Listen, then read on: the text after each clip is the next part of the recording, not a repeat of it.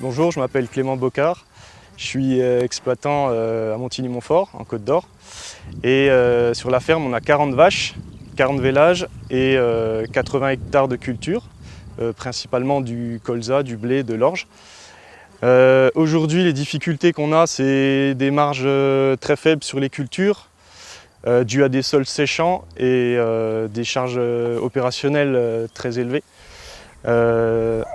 Aujourd'hui, l'aide que je peux avoir de la Chambre d'agriculture, c'est sur les cultures fourragères que je cultive sur les champs à très faible potentiel, avec très peu d'intrants. Et ça me permet d'augmenter mes fourrages et surtout la qualité.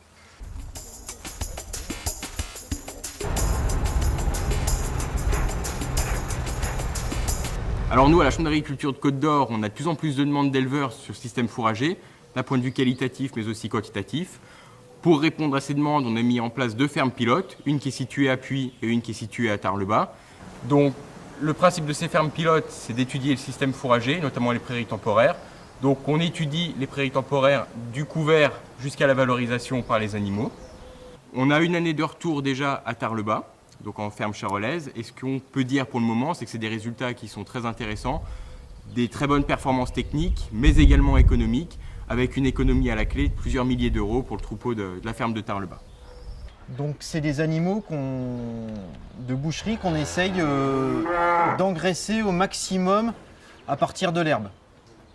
Donc l'idée c'est de distribuer des fourrages de ce type-là, qui est en fait un mélange de luzerne, on va dire, et de dactyle. Donc là, elle est un peu déjà souillée par les animaux. Donc c'est un mélange qui est assez riche en protéines. On voit ici les feuilles, en fait, les feuilles qui concentrent l'azote.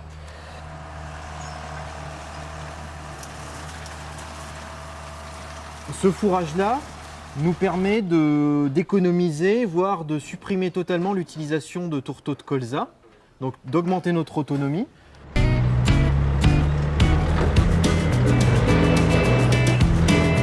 Et puis en parallèle, sur des secteurs qui sont également céréaliers, on revient avec un assolement dans lequel on va incorporer des prairies temporaires, riches en légumineuses, ce qui permet de répondre à pas mal des problématiques auxquelles sont exposés les exploitants aujourd'hui. C'est avant tout des problématiques de gestion d'adventices, de fertilité du sol, que ce soit d'un point de vue chimique, avec des fournitures d'azote, phosphore qui sont en diminution, et puis également une amélioration de la structure du sol qui serait nécessaire.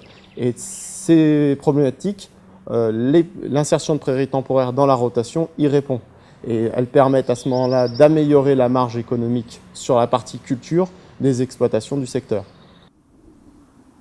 Donc ici sur cette parcelle, on est sur la parcelle d'essai fourragers, donc où on a essayé donc plusieurs mélanges, donc avec de la luzerne, ici de la luzerne pure, avec un objectif de maximiser la protéine, et de l'autre côté un mélange multi-espèces de type mélange suisse pour essayer d'optimiser le rendement et une très bonne qualité de fourrage.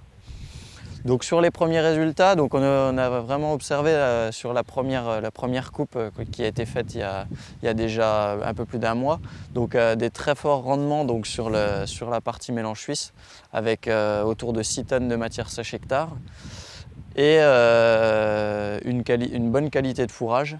Et donc sur cette partie luzerne pure avec de très bonnes qualités, avec des teneurs en protéines très élevées, à 24 de protéines, et avec forcément des rendements un petit peu plus faibles.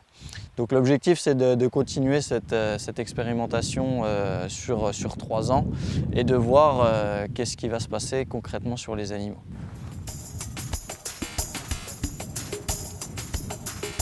Après, ce qu'il faut bien garder en tête, c'est que la phase hivernale dure 6 mois, mais il y a aussi la phase de pâturage pendant 6 mois. Et on se doit aussi trouver des leviers économiques pour maximiser le GMQ de nos bêtes, que ce soit les broutards ou les bêtes à l'engraissement, au pâturage. C'est pour ça qu'on teste maintenant le pâturage tournant depuis 2 saisons, toujours à la ferme de Tarbes-le-Bas. Donc cet îlot était jadis composé de 5 parcelles clôturées en fil de fer barbelé, qu'on a en fait redécoupé.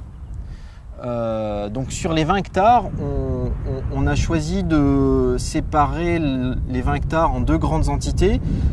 une entité de 5 hectares environ réservée à la fauche, et les 15 hectares restants ont été redécoupés en 7 paddocks, donc 7 petites parcelles pour faire du pâturage tournant. Donc c'est-à-dire que les animaux sur chaque petite parcelle qui fait environ 2 hectares restent entre 2 et 4 jours sur la parcelle, donc elles consomment la ressource en herbe, puis elles passent sur la parcelle suivante, et pendant ce temps-là, la parcelle qui vient d'être pâturée se repose, et les animaux n'y retournent que qu'au bout de 21 jours, si bien que l'herbe a le temps de se régénérer, et d'autre part, elle est consommée au bon stade, c'est-à-dire à un stade relativement feuillu. Donc pour l'instant, on a un système qui reste perfectible, on a des leviers qui s'en dégagent.